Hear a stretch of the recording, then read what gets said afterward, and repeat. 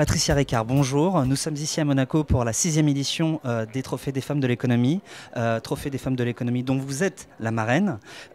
Pourquoi, à votre avis, pourquoi est-ce si important pour vous d'être ici avec nous ce soir ? D'abord parce que j'ai été très gentiment invitée et qu'il y a des invitations qu'on ne refuse pas.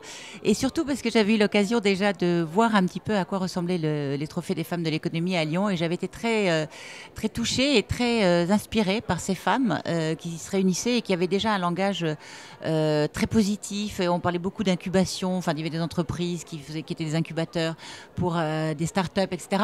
Et là, je me suis dit, mais c'est pas un problème d'économie de femmes ou d'hommes, mais c'est vivement que l'économie s'empare des valeurs féminines.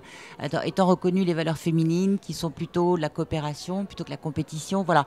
Donc je me dis, je pense c'est des valeurs qui peuvent être portées par des hommes. C'est des valeurs portées par les hommes. C'est pas tellement un problème de genre, c'est un problème de valeurs. Et je pense que l'économie doit s'ouvrir à ces valeurs féminines qui sont plus adaptées aux enjeux qu'on doit relever, aux défis qu'on doit relever.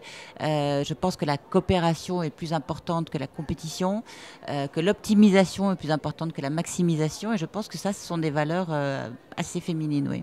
Vous sortez d'une conférence sur l'environnement et l'économie.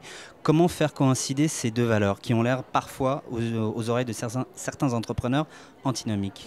Alors déjà, peut-être reconsidérer son regard sur l'écologie, parce que pour beaucoup, l'écologie, ce n'est que les aspects recyclage ou diminution de la consommation qui sont importants, certes, mais ce n'est pas forcément les plus inspirants et ils peuvent être vécus comme des contraintes. En revanche, si vous avez un regard sur la nature, vous pouvez dire que la nature est une économie extraordinairement efficace. La nature, c'est très très bien géré. Un printemps, c'est formidable, hein, c'est toujours à l'heure, tout le monde marche, tout le monde a rendez-vous avec tout le monde, personne ne loupe un rendez-vous, et tout ça est fait avec les restes de l'année dernière. C'est d'un management extraordinaire. Voilà, donc si on essaye d'avoir un regard d'économiste et d'entrepreneur sur la nature, on y voit des sources d'inspiration, on y voit des opportunités, et on y voit surtout un merveilleux exemple à suivre. Vous comparez la nature au premier de la classe. Je compare la nature au premier de la classe parce que si vous mettez l'évolution l'évolution naturelle sur un espace calendaire, l'homme arrive à minuit moins de quart, alors que la nature démarre il y a 3,8 milliards d'années le 1er janvier.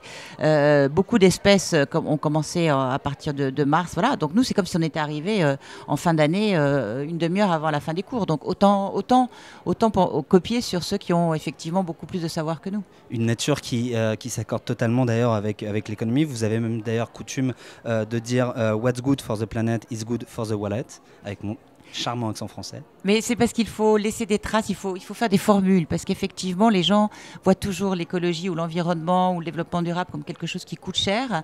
Et ben non, moi je dis que durabilité peut rimer avec rentabilité, et qu'en anglais, what's good for the planet is good for the wallet. Merci Patricia Ricard, je vous laisse, la cérémonie va bientôt commencer. Je rappelle, vous êtes la marraine de la 6e édition des femmes de l'économie. Merci à vous d'être passée par notre plateau. Merci à vous.